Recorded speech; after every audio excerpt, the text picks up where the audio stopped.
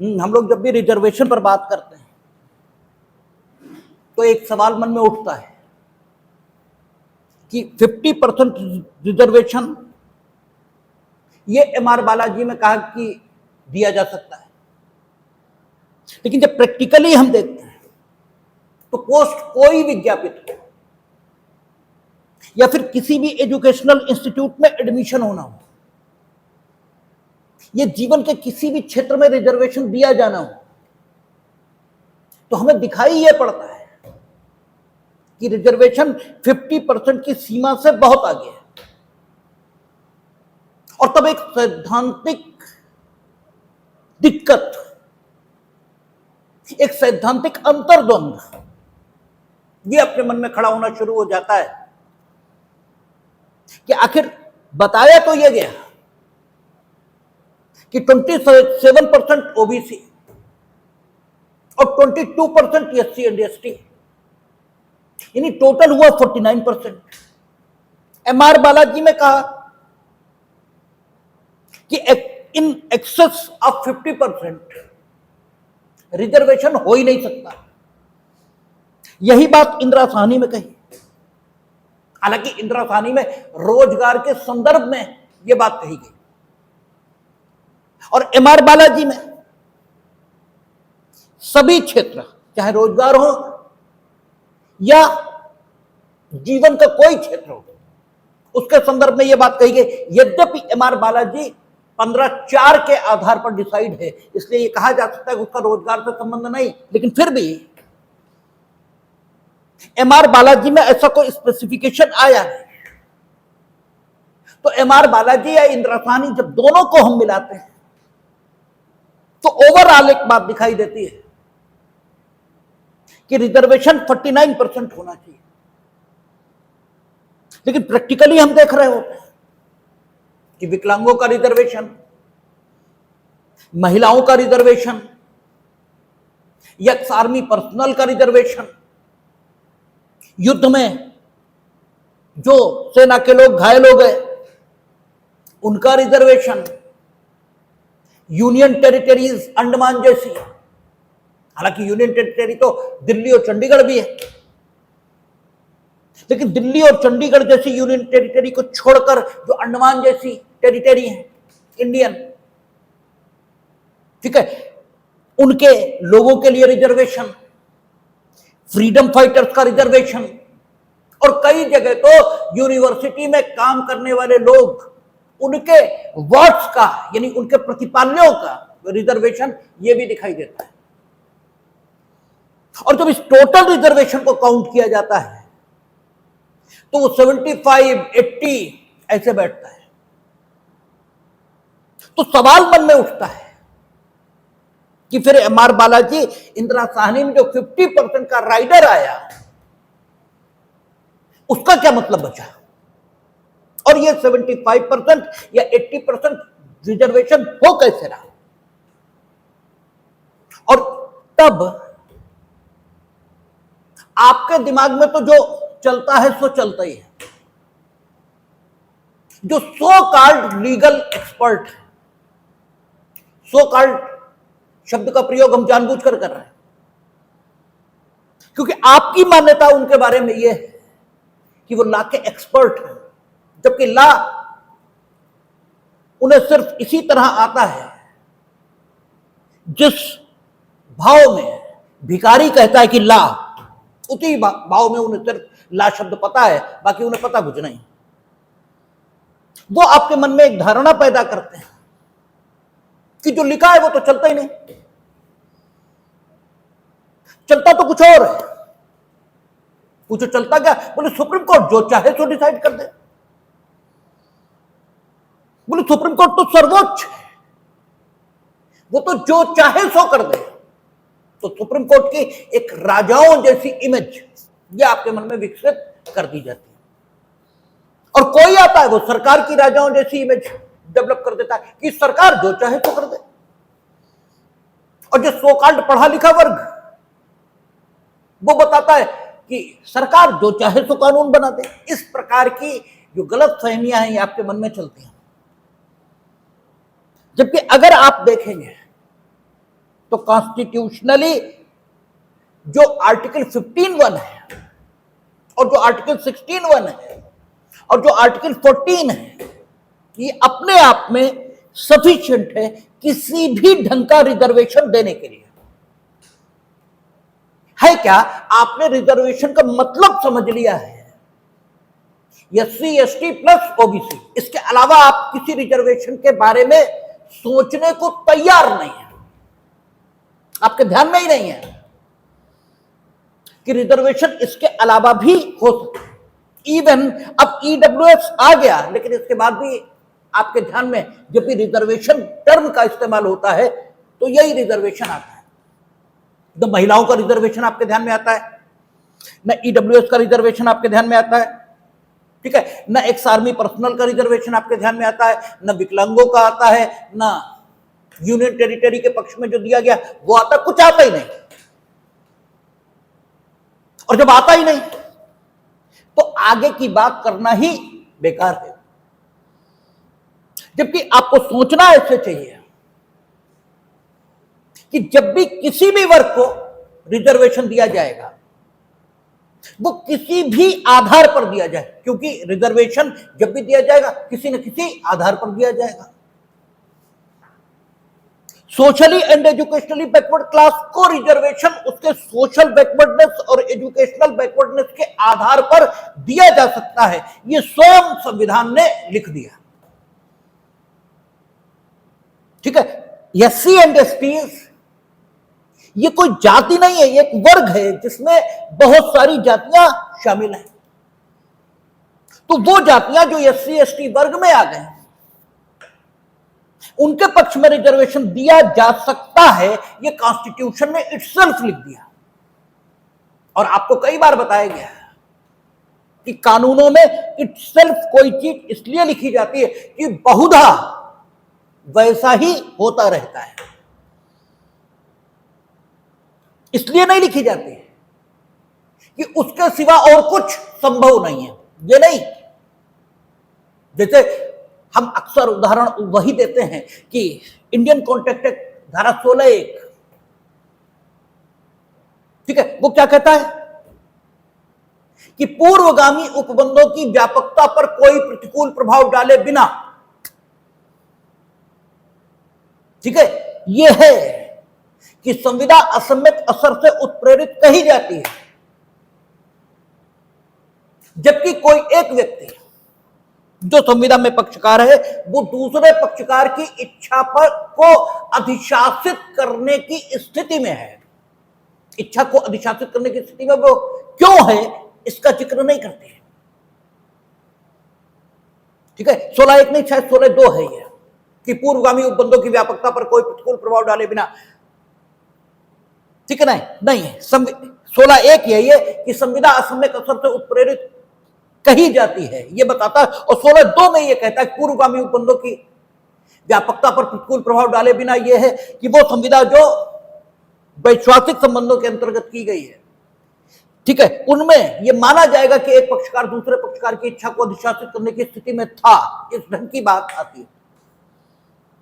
लेकिन 16(1) यह कहता है कि अगर एक व्यक्ति दूसरे की इच्छा को अधिशासित करने की स्थिति में है और उसने अपनी इस स्थिति का दुरुपयोग किया है, उसने अपनी स्थिति का उपयोग किया है तो नहीं। जैसे हम आपकी इच्छा को अधिशासित करने की स्थिति में है और हम उसका उपयोग कर रहे हैं और आपको ये बता रहे हैं कि ये जो इंपॉर्टेंट पढ़ने की वृत्ति है ये आपको कुएं में धकेलेगी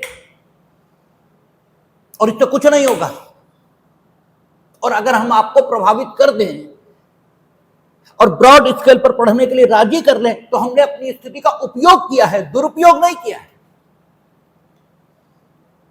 तो एक पक्षकार दूसरे की इच्छा को अधिशासित करने की स्थिति में है और उसने अपनी स्थिति का दुरुपयोग किया, और दुरुपयोग किया यहीं तक बात नहीं है, चलो हमने दुरुपयोग किया,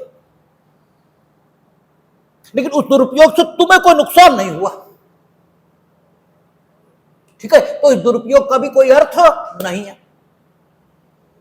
तो कहता है एक पक्षकार दूसरे की इच्छा को अधिशासित करने की स्थिति में उसने अपनी स्थिति का दुरुपयोग किया और इस दुरुपयोग के माध्यम से संविदा में अपने लिए कुछ अनुचित लाभ, यानी दुरुपयोग हमने किया लेकिन हमने उचित लाभ ही संविदा में लिया तो नहीं, संविदा में अनुचित लाभ ये अपने लिए सुरक्षित कर लिया, तो संविदा असम्यक असर से उत्प्रेरित कही जाती है। ये 16(1) कहता है। एक पक्षकार दूसरे की इच्छा को अधिशासित करने की स्थिति में कब कब होता है और कब कब नहीं होगा, इसकी कोई लिस्ट ये 16(1) में नहीं दी गई। कारण कोई भी हो सकता है जिस वजह से एक पक्षकार दूसरे की इच्छा को अधिशासित करने की स्थिति में आ जाए। हमने आपको कई बार उदाहरण दिया कि रिक्शे वाले के घर में खाने को रोटी नहीं है, उसका बच्चा बीमार है, जनवरी की ठंड है, दिसंबर की ठंड है, आप रेलवे स्टेशन से उतरे हैं और आपको 5 किलोमीटर दूर जाना है। रीजनेबल जो किराया होना चाहिए वो 50 रुपए होना चाहिए, तो आप कह रहे हैं 20 ही देंगे, तो वो अपनी परिस्थितियों के कारण विवश हो रहा है कि 20 रुपए में आपको ले जाए। यहां आप उसकी इच्छा को अधिशासित करने की स्थिति में आ गए, आपने अपनी स्थिति का दुरुपयोग किया है और उसे किराए की संविदा में प्रविष्ट होने के लिए राजी किया है और उसमें 30 रुपए का अनुचित लाभ अपने लिए आपने सुरक्षित कर लिया है, इसलिए संविदा असम्यक असर से उत्प्रेरित कही जाएगी। ऐसे अनेकों उदाहरण हो सकते हैं और ऐसे अनेकों उदाहरण आपकी भारतीय संविदा अधिनियम की किताब में लिखे हैं। कोई नवोदित गायक जगजीत सिंह भी पहली बार गाने गए होंगे, तो पहली बार ही गए होंगे ना, जगजीत सिंह तो आज हैं। और जैसे किसी टीचर के पास जब पहली बार कोई बच्चा आता है और बस बोलता है, उसे समझ में आ जाता है कि ये क्या कर सकता है और क्या नहीं कर सकता, ठीक ऐसे ही किसी पारखी के पास कोई गायक जाएगा, उसे भी समझ में आ जाएगा। जगजीत सिंह तो उसने कॉन्ट्रैक्ट कर लिया कि 2 साल तक मेरे लिए ही गाओगे और प्रति गजल हम आपको 100 रुपए देंगे। और जगजीत सिंह की आवाज ने हंगामा कर दिया गजल के क्षेत्र में, क्योंकि खुद तो कमा रहे हो 1 लाख और उसे दे रहे हो 100 रुपया, और 2 साल तक किसी और के लिए गाएगा भी नहीं। तो यह संविदा असम्यक असर से उत्प्रेरित है। उसकी जो स्थिति थी नवोदित गायक की, इसके कारण से आपने अपनी स्थिति का दुरुपयोग किया और उसे राजी कर लिया। ये सारी स्थितियां 16(1) से गवर्न हो रही। 16(2) में उसने लिखा कि पूर्वगामी उपबंधों की व्यापकता पर प्रतिकूल प्रभाव डाले बिना, यह है यानी पूर्वगामी उपबंधों में, यानी 16(1) में जो स्थिति आ जाएगी वो तो आ ही जाएगी, लेकिन संविदा असम्यक असर से उत्प्रेरित कही जाती है यदि वो वैश्वासिक संबंधों में की गई है, ठीक है, कही जाती है। और संविदा वैश्वासिक संबंधों में की गई तो यह उपधारित किया जाएगा, उपधारित किया जाएगा, मान नहीं लिया जाएगा, ठीक है, उपधारित किया जाएगा कि वो पक्षकार जो दूसरे की इच्छा को अधिशासित करने की स्थिति में था, उसने अपनी इच्छा का या अपनी स्थिति का दुरुपयोग किया है। यदि संविदा देखते ही लोकात्मा विरुद्ध प्रतीत होती है, इस ढंग की बातें वहां लिखी हैं, और वैश्वासिक संबंध में कब कब माना जाएगा वो चीज भी लिखी है, लेकिन ये सब क्या है, पूर्वगामी उपबंधों की व्यापकता पर प्रतिकूल प्रभाव डाले बिना। इसका मतलब यह हुआ कि केवल वही संविदा जो वैश्वासिक संबंधों में की गई है वही असम्यक असर से उत्प्रेरित होगी। यह बात गलत है, और गलत इस ढंग से है कि अर्ध सत्य है। सच है लेकिन यह अर्ध सत्य है, पूर्ण सत्य नहीं है। पूर्ण सत्य यह है कि वैश्वासिक संबंधों के अलावा भी संविधाएं हो सकती हैं जो असम्यक असर से उत्प्रेरित हों और जो 16(1) के आधार पर डिसाइड होगा, ठीक है, जिसका 16(2), 3, 4 से कोई मतलब नहीं होगा। लेकिन अधिकतर मामलों में आप लोग यही बताते हैं कि वो संविदा जो वैश्वासिक संबंधों में की जाती है वो असम्यक असर से उत्प्रेरित हो सकती है। ये आपका उत्तर होता है। 90% मामलों में।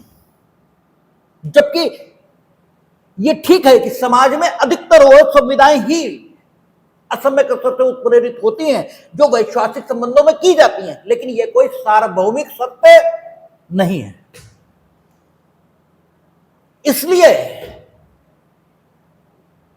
रिजर्वेशन के कॉन्सेप्ट को भी ऐसे ही समझना चाहिए। ये ठीक है कि रिजर्वेशन किन किन लोगों को दिया जाएगा, अर्थात किस वर्ग के लोगों को दिया जाएगा, उसके दो आधार कॉन्स्टिट्यूशन ने इटसेल्फ 15(4) में मेंशन कर दिया, यह 16(3) में मेंशन कर दिया। लेकिन इसका मतलब यह नहीं है कि अन्य वर्गों को रिजर्वेशन दिया ही नहीं जा सकता, यह इसका मतलब बिल्कुल नहीं है। ठीक है, वर्गीकरण, क्योंकि रिजर्वेशन वर्ग को दिया जाता है, इसका मतलब यह निकला कि रिजर्वेशन वर्गीकरण के आधार पर दिया जाता है।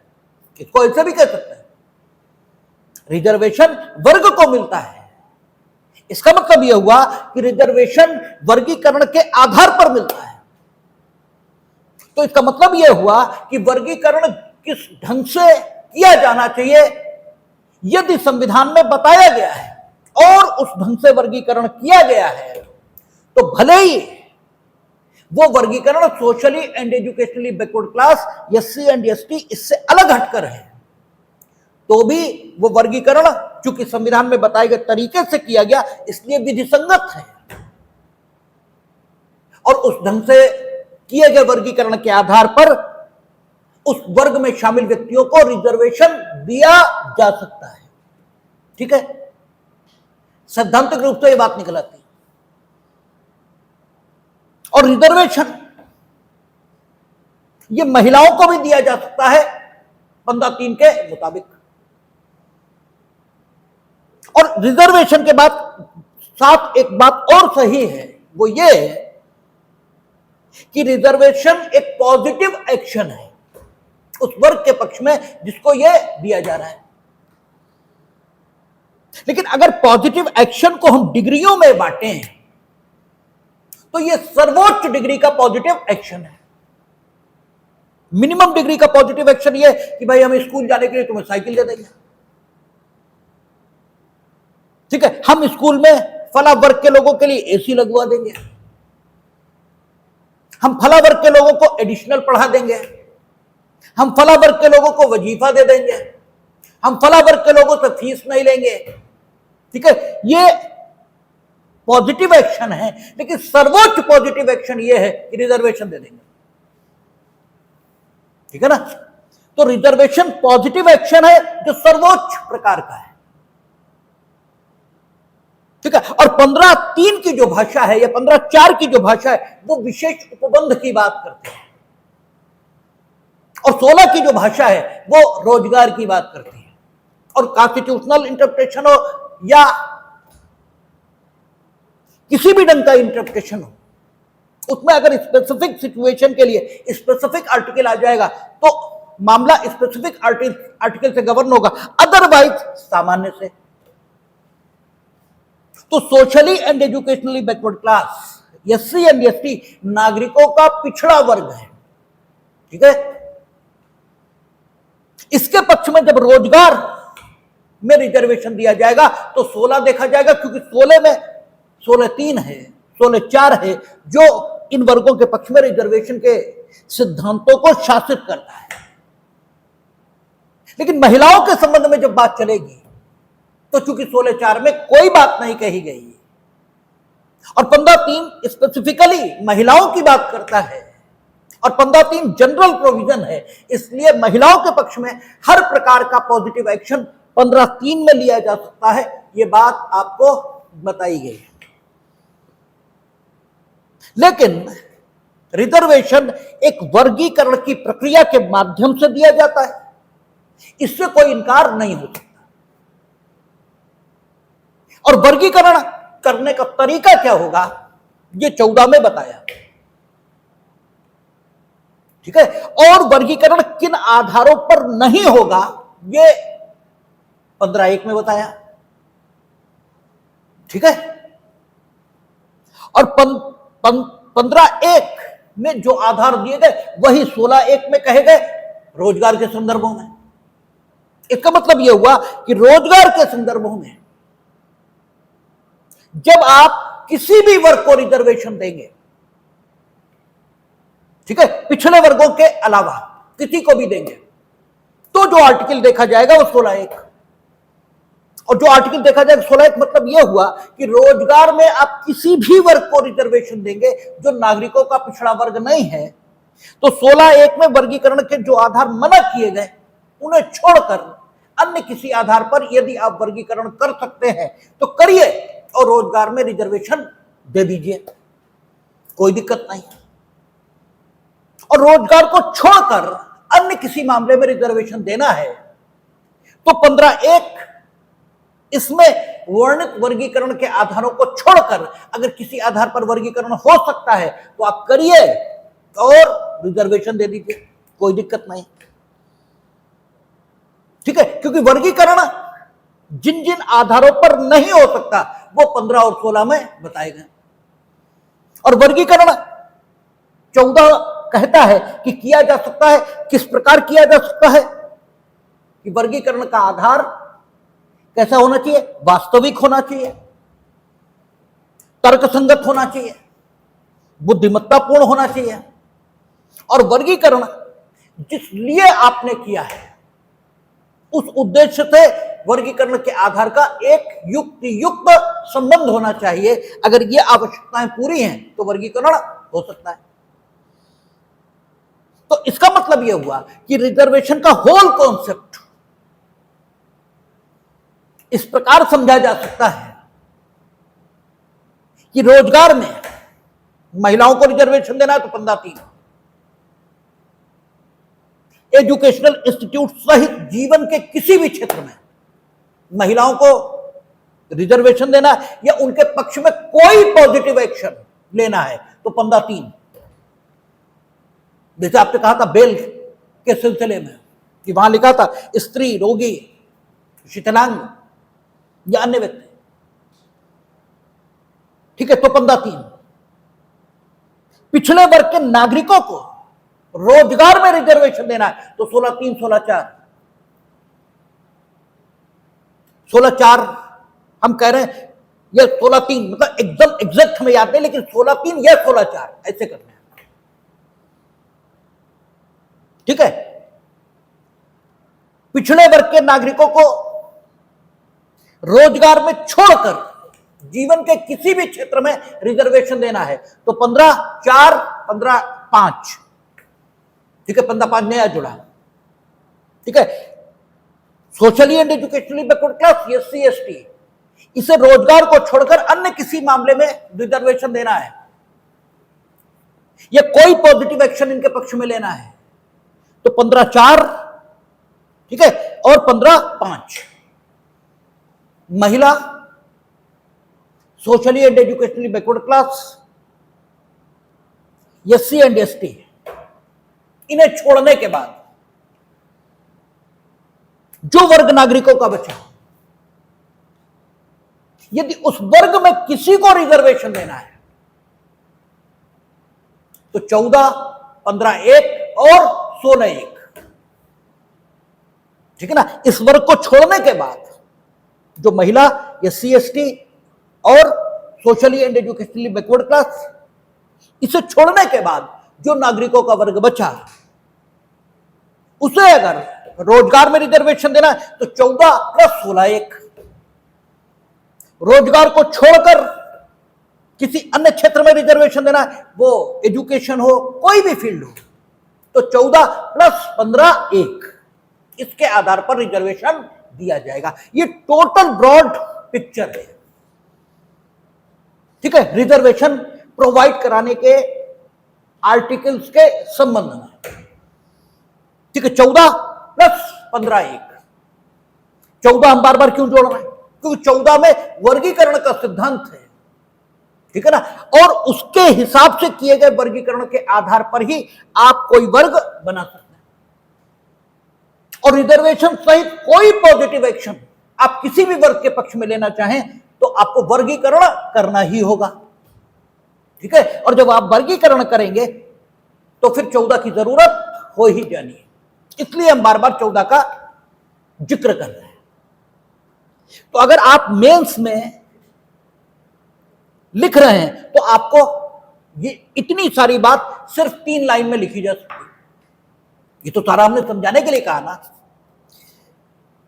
क्योंकि मेंस में जब आप लिख रहे हैं तो जिसे चेक करना है उसके बारे में उपधारित किया जाता है कि उसे सब मालूम है, भले ही ना मालूम हो, लेकिन उपधारित यही किया जाएगा कि उसे सब मालूम है। इसलिए वहां बात ब्रीफली चलेगी, संक्षेप में चलेगी कि रिजर्वेशन प्रोवाइड कराने के लिए 14, 15, 16 3 आर्टिकल्स हैं। महिला, socially, educationally and backward class, इन्हें 15(3), 15(4), 15(5) इनमें दिया जाता है। रोजगार में देना है तो 16(3), 16(4) जो भी है स्थिति उसमें दिया जाएगा। महिलाओं को रोजगार में देना है तो 15(3) में ही देंगे। क्यों? इसलिए 15 ब्रॉड आर्टिकल है, वो सारी बातें लिख के, और इनको छोड़कर अन्य किसी वर्ग को देंगे तो किसमें देंगे? 14 + 15 1, 14 + 16 1। आपने 4 लाइनों में ये बात लिख दी, तुरंत एग्जामिनर की समझ में आ गया कि यस, जो रिजर्वेशन का पूरा कॉन्सेप्ट है ये आपके ध्यान में है। तुरंत उसे समझ में आ गया, कुछ भी नहीं करना है अब आपको। 1 मिनट में उसे शुरुआती 4 लाइनें पढ़ी, फट से उसे समझ में आ गया कि यस बिल्कुल ठीक है बात, इस आदमी को एकदम रिजर्वेशन का कॉन्सेप्ट क्लियर है। ठीक है, अब अगली बात शुरू होगी, socially and educationally backward class या एससी एंड एसटी को रिजर्वेशन क्यों दिया गया? ठीक है, जबकि प्राइमरीली हमने बात यह की कि विधि का समान संरक्षण, विधि के समक्ष समता, ठीक है, यह हमने कहा। तो जब 14 पर हम लोग बात कर रहे थे या 15(1) पर बात कर रहे थे तो हमने आपसे कहा था socially and educationally backward class हो, एससी या एसटी हो, इनके पक्ष में जो रिजर्वेशन का आधार है वो ये है कि चूंकि वर्षों से, ठीक है, युगों से इन लोगों के साथ ऐसी परिस्थितियां रही हैं जो परिस्थितियां स्वयं इनके द्वारा उत्पन्न नहीं की गई थी, या उन परिस्थितियों के उत्पन्न होने में स्वयं इनका कोई दोष नहीं था। अर्थात ये अपनी उस परिस्थिति को हटाना भी चाहें तो खुद नहीं हटा सकते, ऐसी दशा इनके साथ रही है। और उस दशा के कारण ये भारत के संविधान द्वारा प्रत्याभूत, गारंटीड जो प्रतिष्ठा और अवसर की समता है उसे प्राप्त नहीं कर सकते। इसलिए जब हमने भारत के सारे नागरिकों को प्रतिष्ठा और अवसर की समता दी है तो सैद्धांतिक रूप से यह बात उचित लगती है कि फिलहाल इनके पक्ष में कुछ कंसेशंस मंजूर कर लिए जाएं, अन्यथा इन्हें कम से कम प्रतिष्ठा और अवसर की समता कभी नहीं मिलने वाली है, क्योंकि वे परिस्थितियां इन्हें कमजोर कर चुकी हैं। और इन्हें अगर advance section of the society इसके साथ कंपीट करने के लिए कहा गया तो ये कभी कंपीट कर ही नहीं पाएंगे। ठीक वैसे ही जैसे आप उस व्यक्ति से जो बीमार है ये कहो कि वो अपने दम पर, अपने फेफड़ों के आधार पर सांस ले तो नहीं ले सकता, उसे वेंटिलेटर या लाइफ सपोर्ट सिस्टम की जरूरत है। हां, ये ठीक है कि लाइफ सपोर्ट सिस्टम यूनिवर्सल नहीं हो सकता, लेकिन फौरी तौर पर लाइफ सपोर्ट सिस्टम पर लेकर फाइनली उसे अपने पैरों पर खड़े होने लायक बनाया जाए। तो socially and educationally backward class या एससी एंड एसटी, इसे रिजर्वेशन देने के लिए जो संविधान ने स्वयं वर्गीकरण किया, उसके पीछे जो इमोशन या उसके पीछे जो स्पिरिट या उसके पीछे जो भावना है, वो भावना ये है कि प्रतिष्ठा और अवसर की समता, इनके साथ जो कठिनाइयां और स्थितियां हैं उनके कारण इन्हें दिलाने के लिए कुछ सीट्स, ठीक है, इनके लिए रिजर्व करनी ही होगी या कुछ पॉजिटिव एक्शन इनके पक्ष में लेना ही होगा, अन्यथा ये अपनी विशेष प्रकार की स्थितियों के कारण समाज के अन्य वर्गों के साथ प्रतिष्ठा और अवसर की समता की दौड़ में समान रूप से दौड़ नहीं सकते। यह वर्गीकरण का आधार है। विशेष परिस्थितियां अगर एक शब्द में कहें तो व्यक्ति के साथ प्रतिकूल ढंग से मौजूद ऐसी विशेष परिस्थितियां जिन्हें वह स्वयं से अलग नहीं कर सकता, ठीक है ना। तो अगर ऐसी कोई विशेष परिस्थितियां ऐसे वर्ग के साथ भी हैं, ठीक है, जो न तो स्त्री है, न socially and educationally backward class है, और न ही एससी एंड एसटी है, तो उसके पक्ष में ऐसी स्थितियों के आधार पर वर्गीकरण, ठीक है ना, क्यों नहीं किया जा सकता, ठीक है। इसका मतलब किया जा सकता है अगर ऐसी कोई स्थिति मौजूद है, ऐसी कोई आधार, ऐसा कोई आधार मौजूद है, तो उसके आधार पर भी वर्गीकरण किया जा सकता है, बशर्ते वो 15(1) द्वारा या 16(1) द्वारा प्रतिषिद्ध प्रकार का ग्राउंड न हो। यह हमें देखना पड़ेगा। और वहां जो प्रतिषिद्ध प्रकार के ग्राउंड है वो कौन से? केवल धर्म, केवल जाति, केवल लिंग, केवल भाषा, केवल जन्म स्थान। और 16(1) में इनमें दो चीजें और जोड़ दें, उद्भव, ठीक है, और निवास स्थान। लेकिन 15 में निवास स्थान नहीं है, ठीक है, प्रोहिबिटेड ग्राउंड के तौर पर। तो इसका मतलब यह हुआ कि अगर किसी नागरिक के साथ ऐसी दशा है, यह वर्गीकरण किया जाना चाहिए उन वर्गों के पक्ष में जो वर्ग एससी एंड एसटी, ओबीसी, महिला इसमें नहीं आ रहे, लेकिन फिर भी उनके पक्ष में पॉजिटिव एक्शन होना चाहिए, क्योंकि उनके साथ भी कोई ऐसी विशेष परिस्थिति मौजूद है जिसके आधार पर उनके पक्ष में वर्गीकरण किया जाना ठीक मालूम हो रहा है। तो 15(1) रीड अलोंग विथ 14 या 16(1) रीड अलोंग विथ 14, ये कैसे कहा जा सकता है कि ये नहीं किया जा सकता? ये तो किया जा सकता है और किया जाता है, ठीक है। जो अन्य रिजर्वेशन आते हैं, चाहे वो विकलांगों का हो, चाहे फ्रीडम फाइटर्स का हो, चाहे union territories other than Delhi, ठीक है, एंड चंडीगढ़, ठीक है, लाइक सिटीज, ठीक है, उनका रिजर्वेशन हो या कोई अन्य रिजर्वेशन हो, वो 14 + 15(1), 14 + 16(1) इसके आधार पर ही होता है।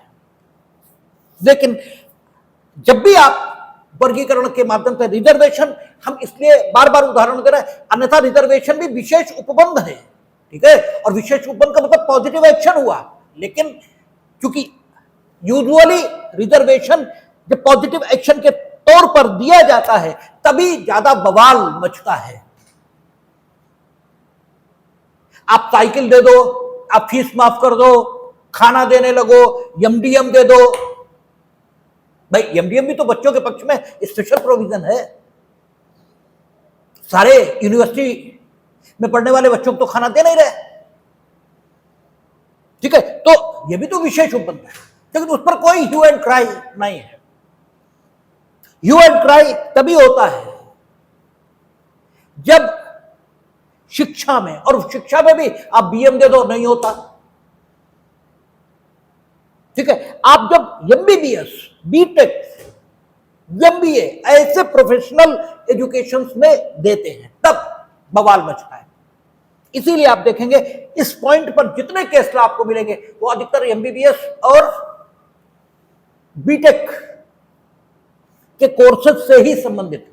इसका मतलब यह नहीं है कि अन्य जगह पर नहीं दिया जा सकता, सब जगह दिया जा सकता है अगर वर्गीकरण युक्ति संगत है। लेकिन चूंकि अक्सर बवाल ही तब होता है जब एमबीबीएस या बीटेक में दिया जाता है, एमडी या एमएस में दिया जाता है, एमसीएच, ये डीएम में दिया जाता है, तब बवाल होता है।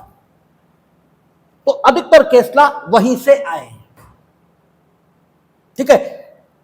तो अब हम देखेंगे, तो एक बात तय हो गई सैद्धांतिक तौर पर कि अन्य वर्गों के पक्ष में रिजर्वेशन दिया जा सकता है, यह बात तय हो गई। तो आपकी इस समस्या का समाधान हो गया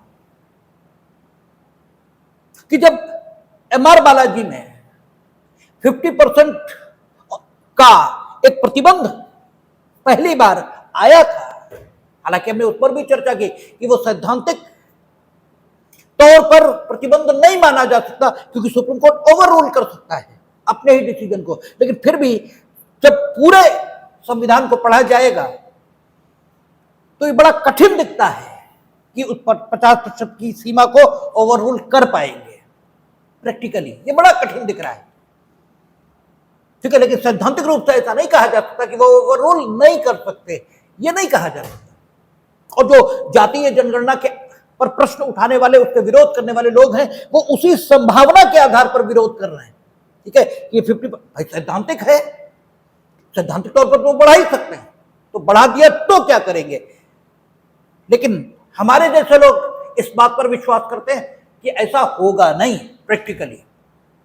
और अभी बिहार में हमारे जैसे लोगों की ही बात सच साबित हुई जब जातिगत जनगणना के बाद एससी एसटी ओबीसी का रिजर्वेशन बढ़ाया तो तुरंत हाईकोर्ट ने क्वेश्चन कर दिया, ठीक है, उन्होंने कहा नहीं 50% के ऊपर नहीं जाएगा। अब आप कह सकते हैं पटना उच्च न्यायालय ने किया तो इंदिरा साहनी और एमआर बालाजी को मान ही रहे थे, अब बसपा सुप्रीम कोर्ट में तो हमें जहां तक लगता है नहीं होगा, ठीक है, खैर वो अलग की बात। तो रिजर्वेशन अन्य वर्गों के पक्ष में भी हो सकता है और इसीलिए आप देखते हैं 78%, 85% टोटल रिजर्वेशन आ जाता है। लेकिन ये टोटल 85% होने पर भी जबरदस्त जो हंगामा होता है वो हमेशा एससी एसटी या ओबीसी पर होता है। कभी इस पर भी सोचना चाहिए कि केवल इसी पर हंगामा क्यों, रिजर्वेशन तो 85% है, तो शेष पे क्यों नहीं। इसलिए नहीं शेष पर होता है क्योंकि शेष वर्ग को जब रिजर्वेशन देने के लिए वर्गीकरण किया जाएगा तो उसमें जनरल कास्ट के लोग भी आएंगे, ठीक है। एससी एसटी प्लस ओबीसी का रिजर्वेशन हुआ तो सिर्फ वही आएंगे, ठीक है ना। और जब एससी एसटी यानी 15-4, 16-3 या 16-4 जो भी है, ये 15-5 उसे छोड़ने के बाद 15-3 महिलाओं के पक्ष में दिया तो सारे वर्गों की महिलाओं को मिलेगा, ठीक है ना, तो सारे वर्ग की महिलाओं को मिलेगा ना। अच्छा 15-1 रीड अलोंग विद 14 या 14 रीड अलोंग विद 16-1 इसमें जब देंगे तो वो सबको मिलेगा, ठीक है ना, वो खाली एससी एसटी ओबीसी को थोड़ी मिलेगा। इसलिए सारे हंगामे होते हैं। हम लोग कानून के विद्यार्थी हैं, हमें उस रूप में चीजों को पढ़ना चाहिए और उस रूप में हमें समझना चाहिए, ठीक है। लेकिन सारी बातों पर ध्यान रखना चाहिए कि ऐसा क्यों होता है, ऐसा क्यों होता है। तो अब हम देखेंगे सैद्धांतिक तौर पर तो यह बात आ गई कि अन्य वर्गों के पक्ष में रिजर्वेशन हो सकता है, तो क्या यह रिजर्वेशन टोटल कर दिया जाए 100%। हालांकि उस 100% में एससी एसटी ओबीसी तो होंगे ही, महिलाएं जो सभी वर्गों की होंगी, अन्य वर्ग जो सभी वर्गों के होंगे वो भी शामिल होंगे, यानी 50% होने जाएगा, 50% बाकी सबको चला जाएगा। क्या ये किया जा सकता है? अगला सवाल ये उठता है और इस प्रश्न पर खूब विचार हुआ है और इस प्रश्न पर जो निदर्शकवाद है वो प्रदीप जैन या प्रदीप टंडन, इनमें से एक नाम है, शायद Pradeep Jain versus union of India, संभवतः 1984 में डिसाइड है। वो सबसे निदर्शकवाद है। और जगदीश शरण versus state of Uttar Pradesh, ये भी है, ठीक है। और इस विषय पर आप Chanchala versus union of India ये भी मान सकते हैं, ठीक है। इस विषय पर आप दिनेश कुमार फस्क versus Motilal Nehru regional engineering college. और दिनेश कुमार सेकंड, ये भी मान सकते हैं। इन सारे मुकदमों में एक बात बोली गई है कि भारत एक है। आप ये नहीं कर सकते कि 100% रिजर्वेशन आप कर दे किसी भी आधार पर। हालांकि इसमें प्रदीप जैन में या प्रदीप टंडन जो भी है, प्रदीप जैन ही है समझौता, इसमें निवास स्थान के आधार पर रिजर्वेशन करने की बात आई थी। इसमें पर्टिकुलर इन दोनों जगदीश शरण और इसमें रेजिडेंस को आधार बनाया गया था।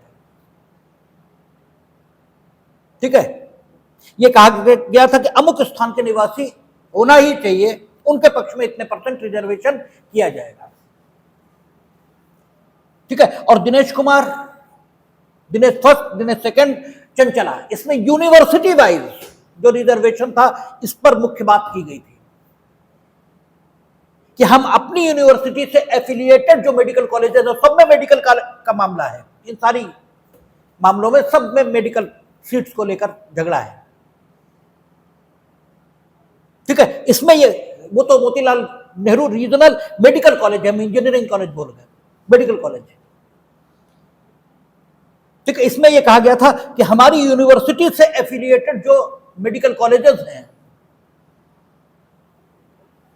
ठीक है, उनसे जो एमबीबीएस करके आएगा उसे हम एमडीएमएस में प्रवेश देंगे। या हमारी यूनिवर्सिटी से जिस क्षेत्र में है, जैसे रोहिलखंड का क्षेत्र शाहजहांपुर पीलीभीत वगैरह लगता है, तो हमारी यूनिवर्सिटी के क्षेत्र के जो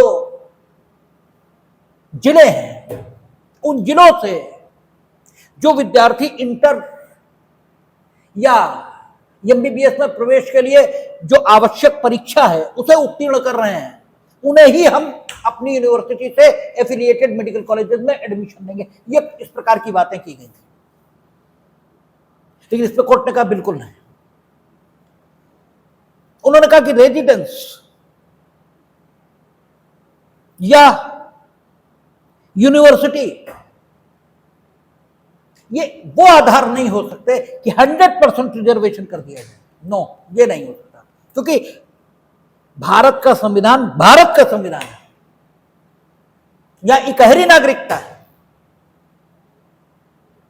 कोई ये नहीं कह सकता कि वो तमिलनाडु का निवासी है तो उत्तर प्रदेश में विदेशी समझा जाएगा, या उत्तर प्रदेश का निवासी है तो तमिलनाडु में विदेशी समझा जाएगा।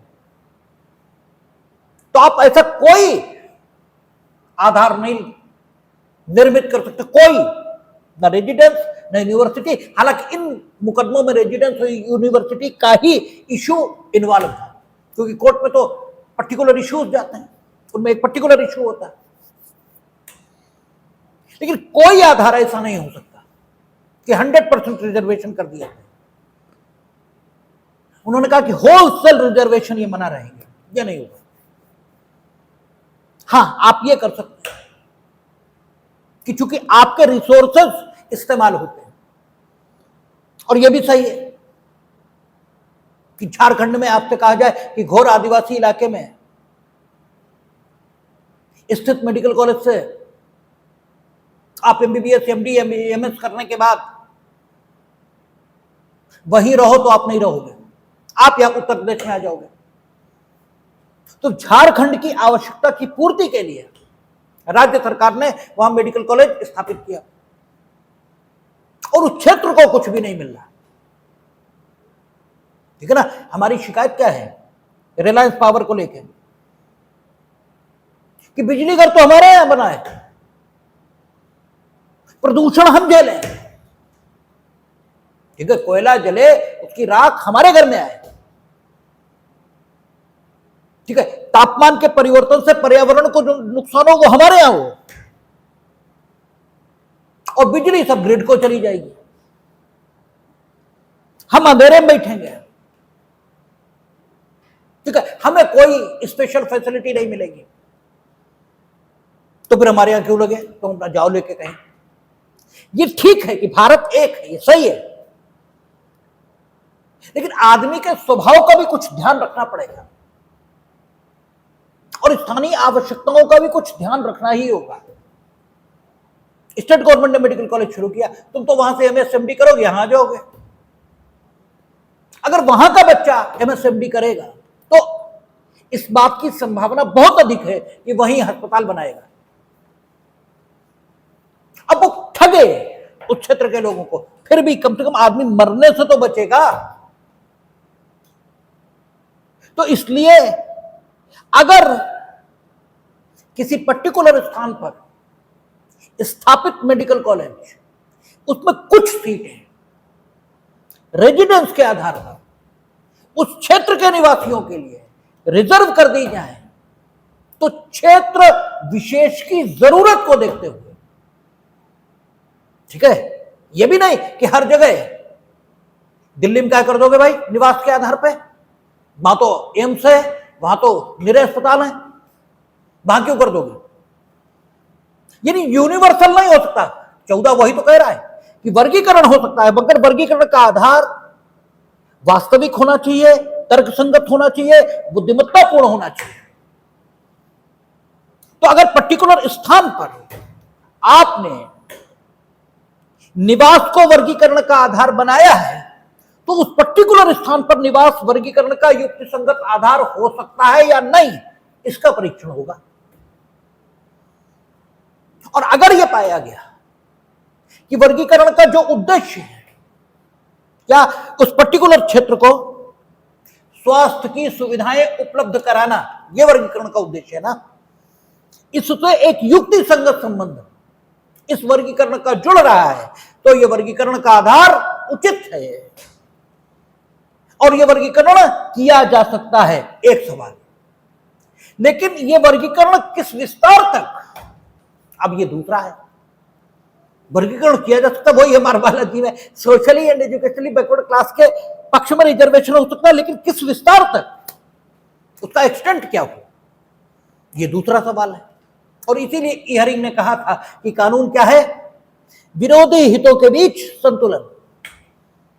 और हियरिंग और डीन रास्कोपाउंड में फर्क क्या आया था? हियरिंग और डीन रास्कोपाउंड में फर्क यह आया था कि हियरिंग कहते हैं आप कुछ मत करो,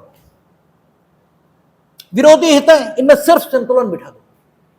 डीन रास्कोपाउंड कहते हैं कि ना, संतुलन क्यों बिठा रहे, समाज की व्यवस्था बनाने के लिए, तो संतुलन ऐसे बिठाओ कि सामाजिक आवश्यकताओं की अधिकाधिक पूर्ति हो, ऐसे बिठाओ। और ये इंजीनियर का काम होता है, ठीक है। इंजीनियर और मिस्त्री में फर्क कोई नहीं होता, सिर्फ सिवाय इसके कि इंजीनियर चीजों का मैनेजमेंट ऐसे करता है कि उद्देश्य की पूर्ति अधिकतम होती है। वो ऐसे सरिया सीमेंट मैनेज करेगा कि अधिकतम मजबूती आएगी, मिस्त्री वो नहीं कर सकता, ठीक है। तो फर्क तो यही है। इसीलिए डीन रास्कोपाउंड की सोशल इंजीनियरिंग कहलाती है। कानून जरूरत के हिसाब से बनता है, आवश्यकता के हिसाब से बनता है, ये डीन रास्कोपाउंड मानते हैं। लेकिन वो कहते हैं अधिकतम पूर्ति हो ना, ऐसे हितों में संतुलन बिठाओ, ठीक है। तो डीन रास्कोपाउंड हो या हियरिंग हो, दोनों हितों में संतुलन की बात करते हैं। तो एक्सटेंट ऑफ रिजर्वेशन, ये हितों में संतुलन है, ठीक है। उस पर्टिकुलर क्षेत्र की आवश्यकता है, रेजिडेंस के आधार पर दे देंगे, क्यों? उस क्षेत्र की आवश्यकता संतुष्ट उससे होगी। लेकिन किस विस्तार तक, क्योंकि हमें यह भी देखना है कि भारत एक है और एक पर्टिकुलर क्षेत्र के निवासियों को मेडिकल फैसिलिटीज अवेलेबल कराने के लिए हम पूरे देश को एक बेहतर कार्डियोलॉजिस्ट, एक बेहतर अंक्रोलॉजिस्ट, एक बेहतर डर्मेटोलॉजिस्ट, एक बेहतर न्यूरोसर्जन या न्यूरोलॉजिस्ट, एक बेहतर यूरोलॉजिस्ट, इससे वंचित नहीं कर सकते। और ये रिजर्वेशन के आइडिया में अंतर्निहित है कि ठीक है, मोस्ट मेरिटोरियस स्टूडेंट पर लेस मेरिटोरियस स्टूडेंट को वरीयता दी जाएगी। इस तथ्य को हम ओवरलुक नहीं कर सकते। तो अगर हम 100% कर देंगे तो जो तमिलनाडु या उत्तर प्रदेश में मोस्ट मेरिटोरियस बच्चा है, और अगर उसे हमने एमएसएमडी बनाया होता तो वो क्षेत्र ही नहीं हिंदुस्तान लाभान्वित हुआ होता। ठीक है, क्योंकि बेहतर कार्डियोलॉजिस्ट, बेहतर आंक्रोलॉजिस्ट बनकर आया होता। ठीक है, तो टोटल सैक्रिफाइस कम से कम नहीं किया जा सकता, संतुलन होना चाहिए। इसलिए इन मुकदमों में सम्मिलित ढंग से, विशेषकर प्रदीप जैन और जगदीश सरन में, प्रदीप जैन हो, प्रदीप टंडन हो, आप देखें उसमें फाइनली ये कहा गया जगदीश सरन और Pradeep Jain versus union of India में कि आप होलसेल रिजर्वेशन नहीं करेंगे, सब प्रकार के रिजर्वेशन, चाहे वो आप 15(1) रीड अलॉन्ग विद 14 कर रहे हैं, 16(1) रीड अलॉन्ग विद 14 कर रहे हैं, 15(3) कर रहे हैं, 15(4) कर रहे हैं, 15(5) कर रहे हैं, जो कर रहे हैं, इस सबको करने के बाद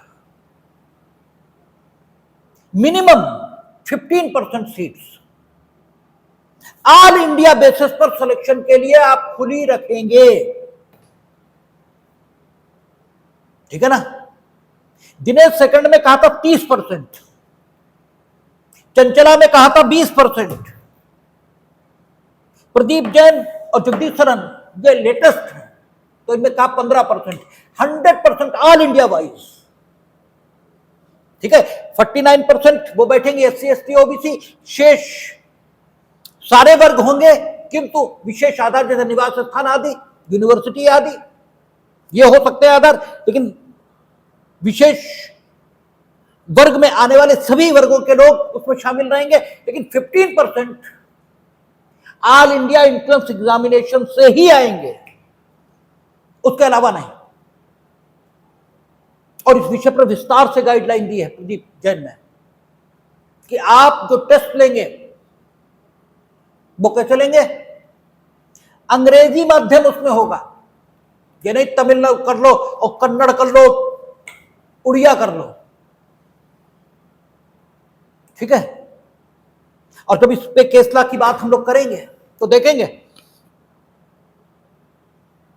कि कुछ ने ये शुरू कर दिया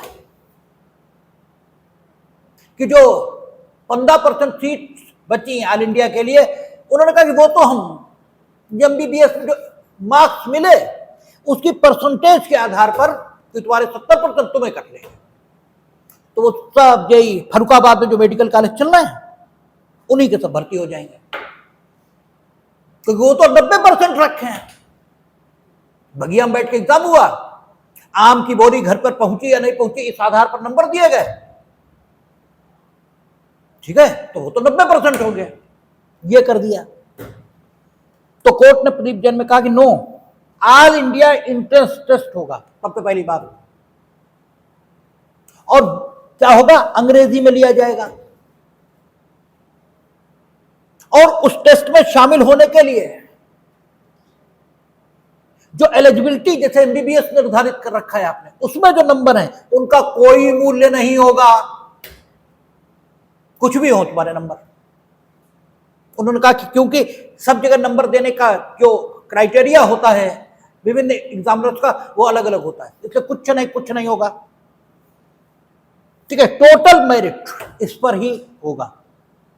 और इंडियन मेडिकल काउंसिल नहीं कराएगी,